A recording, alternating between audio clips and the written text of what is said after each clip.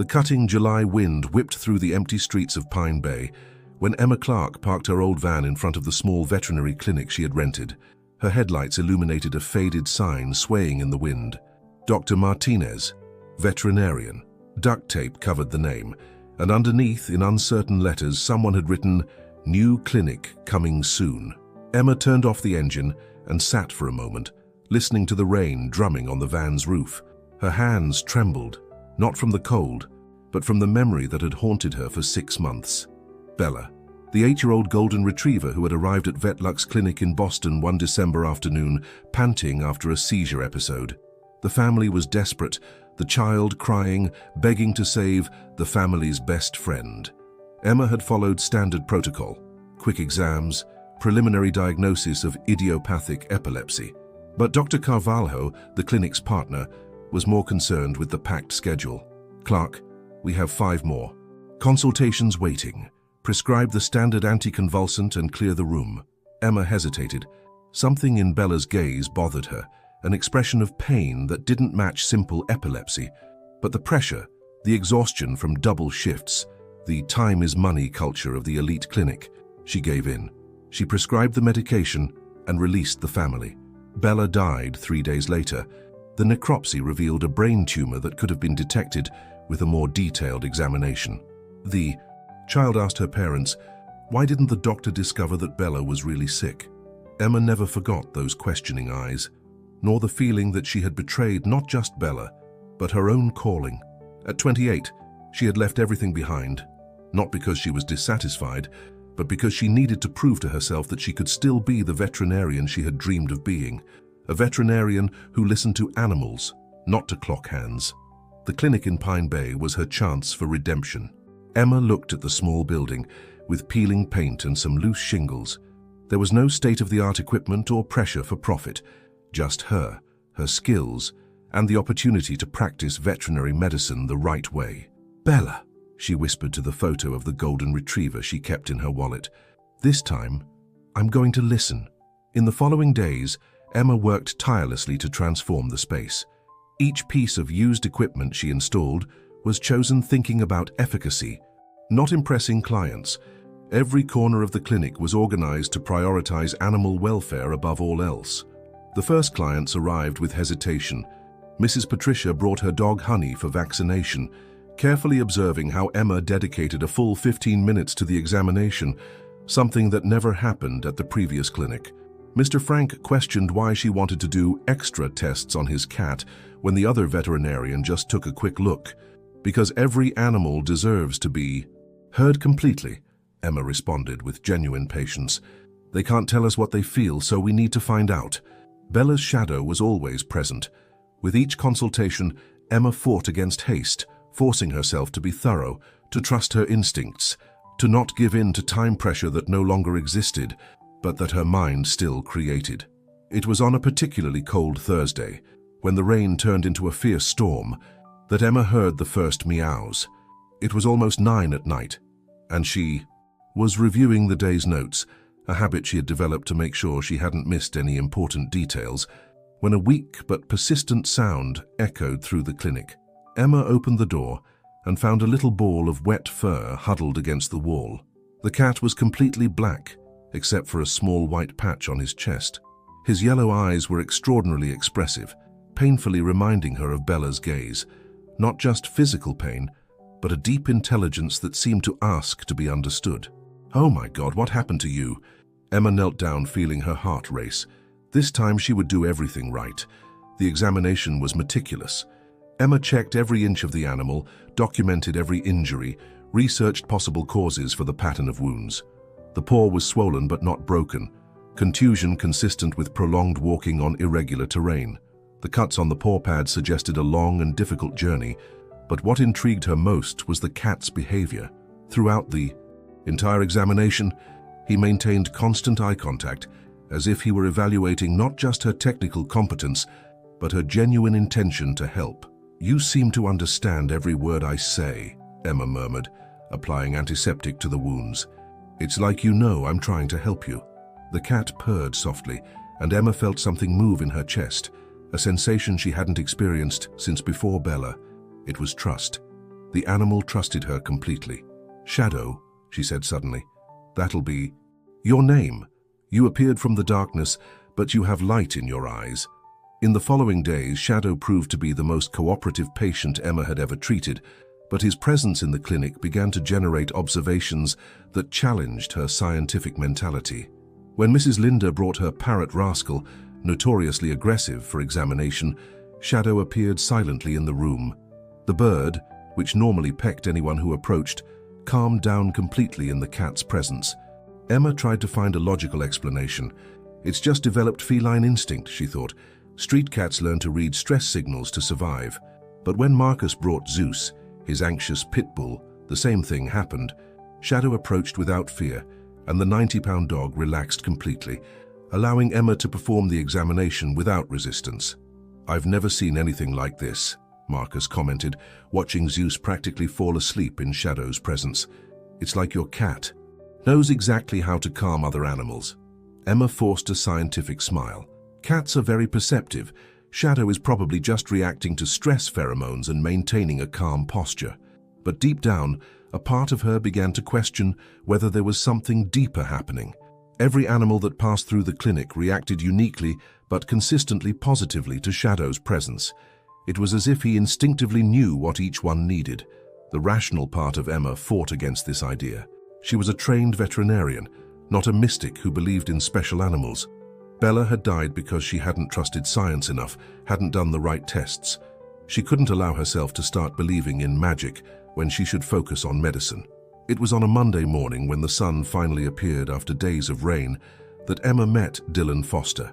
She was organizing medications when she heard hesitant footsteps at the entrance.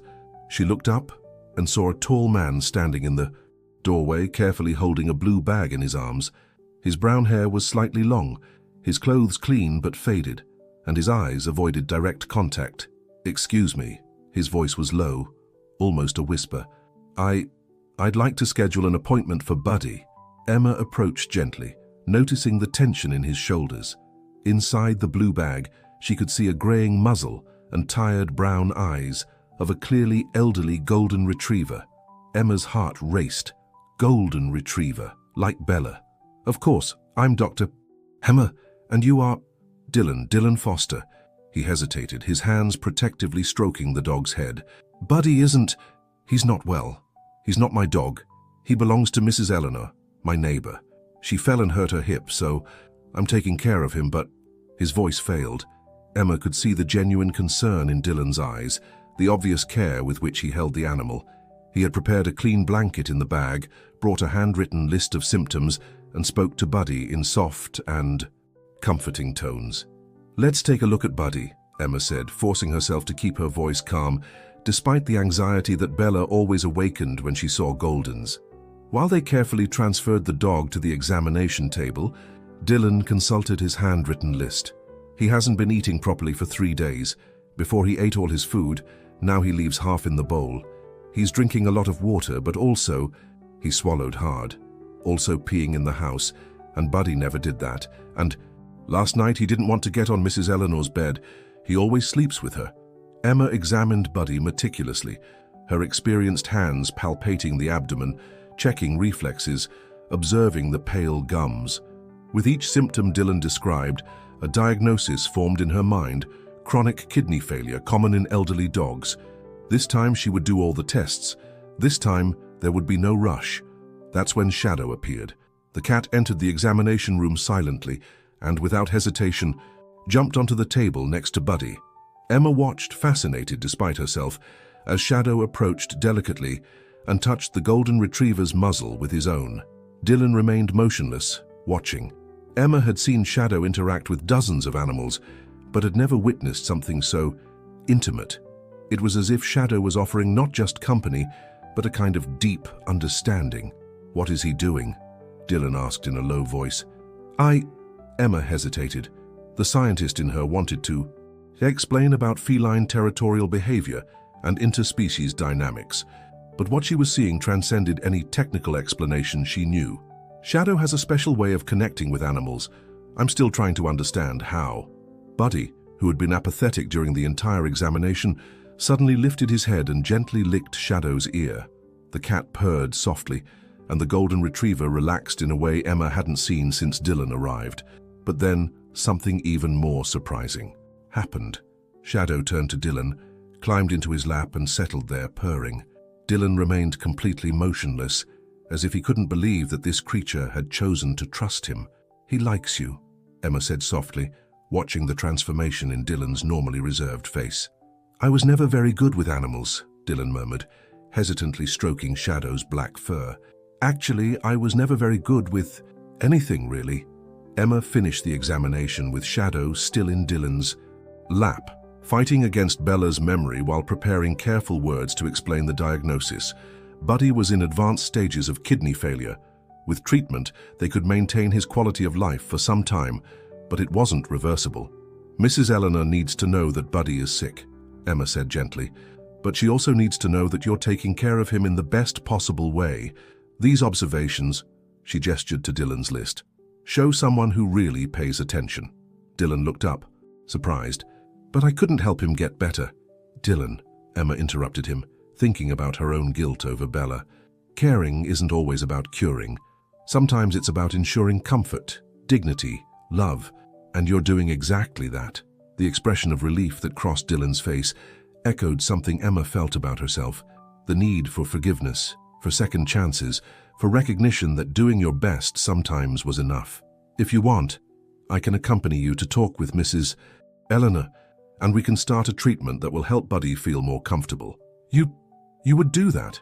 Emma looked at this gentle man holding Shadow, at Buddy resting peacefully on the table, and felt something fundamental shift in her chest.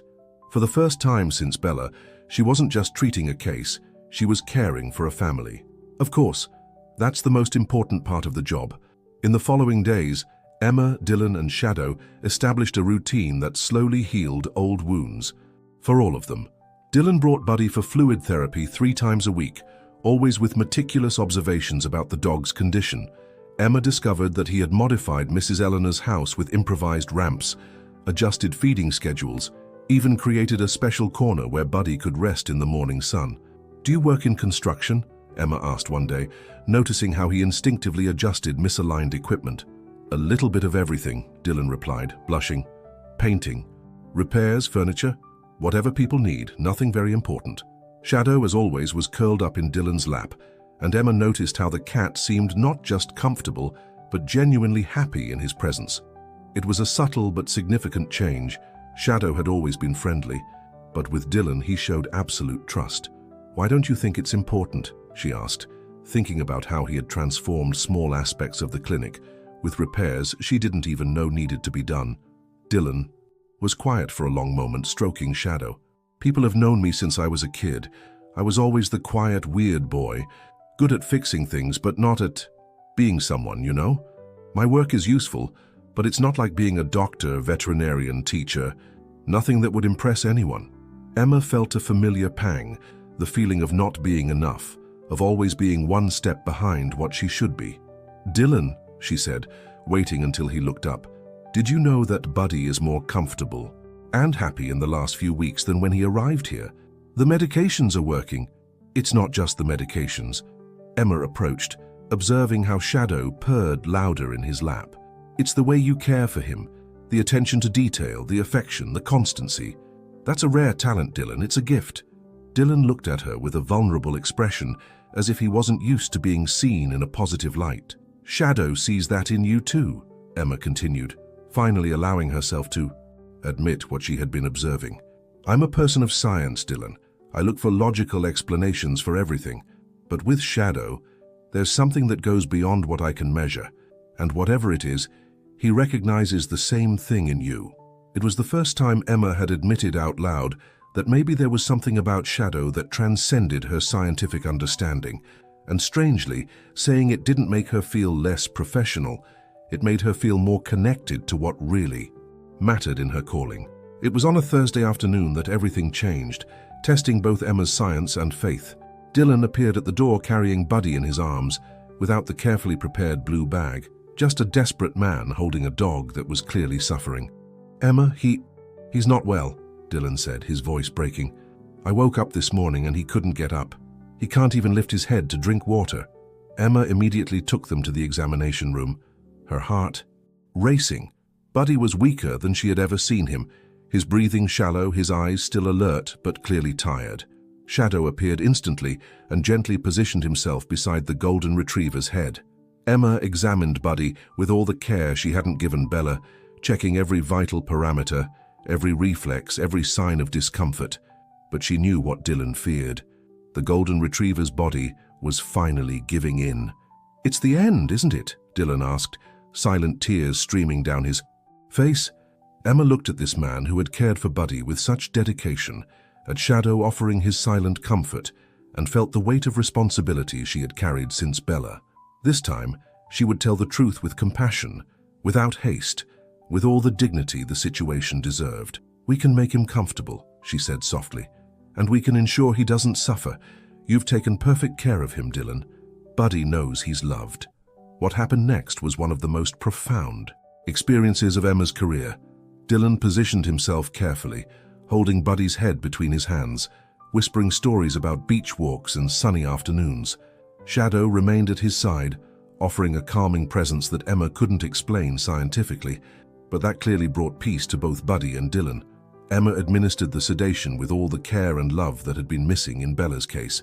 This time, every movement was deliberate, compassionate, focused on the welfare of the animal and the family that loved him.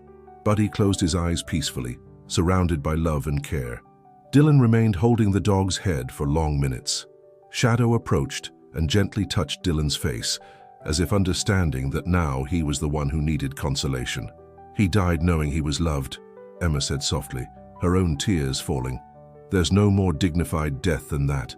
How am I going to tell Mrs. Eleanor? How do I explain that I couldn't save him?" Emma knelt beside Dylan's chair, remembering all the times she had blamed herself for Bella. "Dylan, you didn't fail.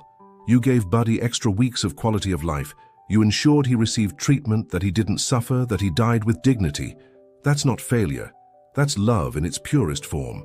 In that moment, Emma realized she was speaking as much to Dylan as to herself, finally finding peace with Bella's memory. Months passed, and the partnership between Emma, Dylan, and Shadow evolved into something none of them had anticipated.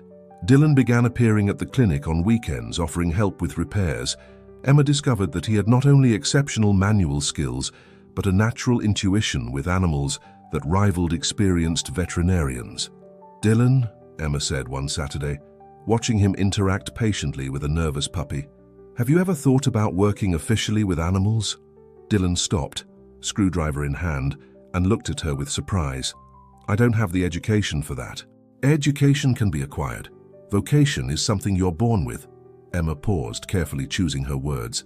"Shadow has taught me a lot about recognizing who has the gift for caring, and you have it." Shadow, as if understanding he was being mentioned, appeared and meowed once, clearly in agreement. "Veterinary technician," Emma continued. "It's a 2-year program.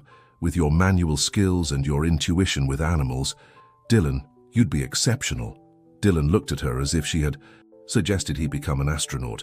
"Emma, I never studied anything formal since high school. I'm not smart like you.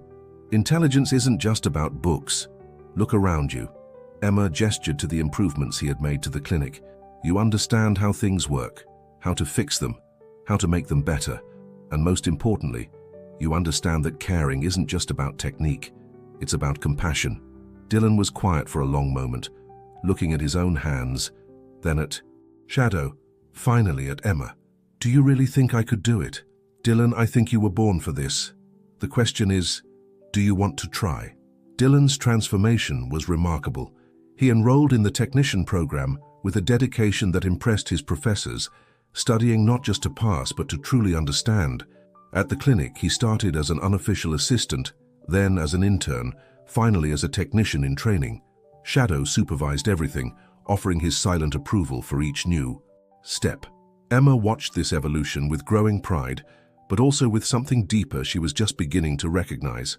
Dylan was no longer just the gentle man who had cared for Buddy. He had become a true partner, someone she could trust completely. It was during this phase of Dylan's professional growth that he faced his first real crisis of confidence. The clinic was gaining regional recognition. Emma had been invited to speak at a veterinary conference, and several specialized publications. Mentioned the innovative work of the Clarke Foster team. Dylan, although officially still in training, was being sought by other professionals for advice on animal behavior. Emma expected Dylan to be proud. Instead, he became progressively quieter and more distant. One night, when Emma arrived at the clinic to get some files, she found Dylan sitting alone in the reception area, Shadow in his lap, looking at the certificates and newspaper articles that Emma had framed on the wall. "Hey," she said softly. "Everything okay?" Dylan didn't respond immediately, just continued stroking Shadow. "Emma, I need to tell you something," he finally said, his voice heavy with a sadness she hadn't heard since the first days with Buddy. Emma sat beside him, worried. "What is it?" I think maybe you should find a real technician, someone with a degree, with real experience." Emma was completely surprised. "Dylan, what are you talking about? Look at you." He gestured to the articles on the wall. "Conference speaker, regionally recognized, cited in specialized magazines, and I'm just the kid who used to paint fences and now is playing veterinarian." Emma felt her heart tighten. "Dylan, no," he interrupted her, finally looking directly at her. "I've seen how people talk to you, respect, admiration, and when they ask about me, you have to explain that I'm still studying, that I had potential, like I was a charity project." Dylan's words echoed insecurities that Emma knew. Well, the feeling of not being enough, of always being one step behind. "Dylan, that's not true, isn't it?" He stood up, disturbing Shadow, who jumped to the floor. "Emma, you deserve a partner who's on your level, someone who can be introduced as a colleague, not as someone you're training out of kindness." Emma stood up too, a mixture of frustration and pain growing in her chest. "You think all this was out of kindness? That I invested 2 years of my life in you out of charity? I don't know what to think anymore." "Then let me clarify something," Emma said, her voice firm but loaded with emotion. "When you brought Buddy here for the first time, I was completely lost, haunted by a mistake I made in Boston, doubting every decision I made, afraid to trust my own instincts." Dylan looked at her, surprised by the vulnerability in her voice. "You want to know why Shadow chose you? Why I chose you?" Emma continued. "Because you reminded me what it truly means to care, not for recognition, not for status, but because it's the right thing to do." Emma approached, forcing Dylan to maintain eye contact. "When you prepared that blue bag for Buddy, when you modified Mrs. Eleanor's house, when you stay late to make sure a nervous animal is comfortable, you're not doing it to impress anyone. You're doing it because you have a genuine heart for caring. But professionally, Emma interrupted him, "you're the best technician I've ever worked with. Not because I trained you, but because you have something that can't be taught. Real empathy with animals and with the people who love them." Dylan was quiet, processing her words. "Do you think I care what other veterinarians think about our credentials?" Emma asked softly. "I care about the fact that when a family brings their sick animal, they receive the best possible care. And that happens because both of us, together, are better than either of us would be alone." Shadow, who had observed the entire conversation silently, approached and rubbed against both their legs as if sealing a reconciliation. "Dylan," Emma said, her voice now loaded with a truth she was finally ready to admit. "I don't see you as my assistant. I see you as my partner. In everything." Dylan looked up, a vulnerable but hopeful expression crossing his face. "Emma, and if you haven't realized it yet," she continued, her heart beating faster, "you've become one of the most important people in my life. Not for what you can do professionally, but for who you are." The kiss they shared was soft, tentative at first, then more confident. Shadow purred approvingly, clearly satisfied with the development of his master plan. "I think we have official approval," Emma smiled against Dylan's lips. "Shadow knew before us, didn't he?" Dylan murmured. "With Shadow, I don't doubt anything," Emma laughed. "He has a talent for recognizing compatible souls." From that moment on, the partnership between Emma and Dylan solidified in a way that transcended both the professional and the romantic. They were a team in the fullest sense of the word, each complementing the other's skills, each strengthening the other's confidence. Dylan finished his technician program with honors, specializing in animal behavior and animal-assisted therapy. Emma had discovered that her true calling wasn't just veterinary medicine, but teaching and mentoring. Together, they began training other technicians, always with Shadow, supervising the process. 1 year later, Clarke Foster Veterinary Clinic had become a center of excellence, recognized not just for the quality of care, but for the philosophy that veterinary medicine should be a partnership between science and compassion. Emma never again doubted her instincts. Bella's memory, instead of haunting her, became a constant reminder of the importance of balancing efficiency with genuine care.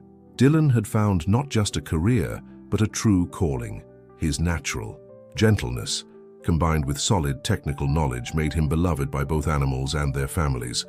And Shadow continued being the heart of the operation, not just as an official co-therapist, but as the silent sage who had orchestrated the meeting of two souls who needed each other to become complete. In the small coastal town of Pine Bay, a veterinarian haunted by a past mistake, a gentleman who had never believed in his own worth, and an extraordinary cat with a gift for recognizing. Compatible hearts created something much greater than a veterinary clinic. They created a family. They created a home. They created proof that sometimes the best cures come not from medications or procedures, but from genuine connections between beings who choose to care for each other. And when the town gathered for Emma and Dylan's wedding at the small local church, with Shadow serving as official ring bearer and Luna, the young cat Shadow had trained, supervising the festivities, everyone understood they were witnessing something special. Mrs. Eleanor, now fully recovered and walking with just an elegant cane, was Emma's maid of honor. During her speech, she said something that perfectly summarized everyone's journey. Sometimes, life breaks us to teach us how to heal. Emma arrived here wounded by a past mistake. Dylan hid behind shyness. And Shadow, well, Shadow knew they needed each other before they even knew it themselves. The reception was held in the garden behind the clinic, decorated with soft lights and local flowers. The entire town attended, bringing their animals to bless the marriage, a tradition that arose spontaneously and that no one questioned. During the party, Emma watched Dylan chatting animatedly with other pet owners, offering care advice, laughing at funny stories. The contrast with the insecure man she had met was impressive, but what touched her most was knowing that this transformation had been mutual. Isn't it incredible how life changes? Mrs. Dorothy Martinez, widow of the former veterinarian, approached. It really is, Emma smiled. 3 years ago, I was lost in Boston, carrying guilt about Bella, in a marriage that was falling apart. And Dylan was convinced he would never be anything more than the quiet kid in town. And now? Emma looked at Dylan, who at that moment was kneeling down, gently explaining to a child how to care for her hamster, Shadow supervising patiently beside him. Now we're exactly who we should be. And I finally understood that Shadow didn't plan our story. He just recognized something that already existed in us, waiting to be discovered. Shadow appeared beside them, Luna following faithfully, both watching the festivities with the satisfaction of those who had orchestrated a perfect plan. Shadow always knew, Mrs. Dorothy said softly. My husband used to say that some animals are born with a mission. Shadow's mission was to find the right people to continue the care this community deserves. And Luna? Luna, the elderly woman smiled mysteriously, probably has her own mission. Maybe it's caring for the next generation. As if understanding she was being discussed, Luna meowed once and headed toward a group of children playing near the dessert table, positioning herself strategically to supervise their mischief. Definitely has her own mission, Emma laughed. 2 years later, when Emma and Dylan brought home their daughter Sophia Clarke Foster, Shadow demonstrated with the baby the same extraordinary intuition he had always shown with animals. He remained close to the crib during naps, alerted Emma when Sophia was waking up before she even cried, and seemed to instinctively know when the child needed silence versus when she was ready for stimulation. Luna had assumed the role of head supervisor of the clinic, with a special talent for identifying animals that needed extra attention. Her method was different from Shadow's, where he offered calming presence. Luna offered playful distraction, especially effective with anxious puppies. Clarke Foster Veterinary Clinic had become a regional center of excellence, but more importantly, an example of how veterinary medicine could be practiced with heart. Emma and Dylan trained other technicians, always emphasizing that technical competence without compassion was incomplete medicine. Emma never again had nightmares about Bella. Instead, The golden retriever occasionally appeared in her dreams, running happily in a green field, as if saying that everything had been forgiven, that the past mistake had transformed into wisdom for the future. One Friday afternoon, 5 years after that first winter storm, Emma was closing the clinic when she found a scene that perfectly summarized how her life had transformed. Dylan was in the recovery room, Sophia, now 3 years old, sleeping in his arms, while he checked the animals admitted for overnight observation. Shadow supervised from a nearby chair. Luna was gently playing with a kitten that would stay at the clinic during the weekend, and 2 other cats, Sol and Estrella, who had joined the program, kept company with the other patients. "How is it possible that I lived so long without this?" Emma murmured to herself. "Without what?" Dylan asked softly, so as not to wake Sophia. "Without a real family, without real purpose, without redemption." Dylan smiled, the same transformative smile she had learned to love.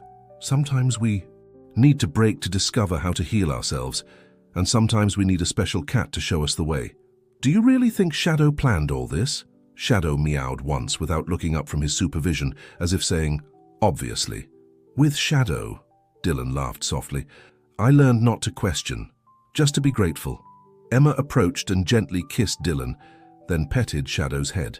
"Thank you," she whispered to the cat, "for finding me when I was lost, for reminding me of who I really was, for giving me not just a second chance but a life better than I had ever dreamed." Shadow purred softly, finally satisfied to see his work complete. That night, when they were already at home preparing dinner, Sophia playing on the floor with one of the wooden toys Dylan had made for her, Emma realized she had reached the end of a journey that had begun with pain and guilt. The veterinarian haunted by Bella had become a confident professional who balanced science with compassion. The man, who hid behind shyness, had transformed into a respected technician and loving partner. And the cat that appeared in the storm had proven that sometimes the most powerful magic is simply recognizing the potential for goodness that exists in people and giving them the opportunity to flourish. "You know what I learned, Dylan?" Emma said, watching Shadow patiently teach Sophia how to pet Luna without scaring her. "What?" "That redemption isn't about erasing the past. It's about transforming our wounds into wisdom, our mistakes into empathy, our pain into purpose." Dylan stopped chopping vegetables and looked at her with that expression of deep love that always made her feel she was exactly where she should be. "And that sometimes," Emma continued, smiling, "the best families are those we choose, built by beings who decided to care for each other, not out of obligation, but out of genuine love." Shadow, as if knowing he was being honored, approached and rubbed against Emma's legs, purring loud enough for the whole family to hear, including Sophia, who laughed and tried to imitate the sound. Outside, a light rain began to fall, reminding Emma of that first night when she found Shadow. But now, instead of seeking shelter, she was offering shelter for animals in need, for a community that had learned to trust them, for a family that Shadow had masterfully brought together. Some storms, she had learned, don't come to destroy. They come to bring exactly what we need, when we're ready to receive it. And sometimes they come with 4 paws, golden eyes, and enough wisdom to see potential where others see only pain, to recognize love where others see only scars, and to believe in second chances when we ourselves have already given up. In the small coastal town of Pine Bay, a veterinarian, a technician, an extraordinary cat, and a child who would grow up learning that caring is the purest form of love, proved that family isn't just about blood, it's about choice, care, and the courage to believe that everyone deserves a second chance to be happy. And Shadow, now 8 years old and officially retired from daily consultations, but still supervising everything with his wise golden eyes, knew his mission was complete. He had not only brought together 2 wounded souls so they could heal each other, but had created a legacy of love that would extend for generations. Because some stories don't end, they just transform into legends that inspire others to believe in the magic of second chances, in the power of compassion, and in the certainty that no matter how lost we are, there's always someone waiting to help us find our way back home. And you, have you ever had a shadow in your life? If this story touched your heart, please give it a like and share your favorite moment in the comments below. And don't forget to pass this story on to inspire someone else who might need to believe in second chances.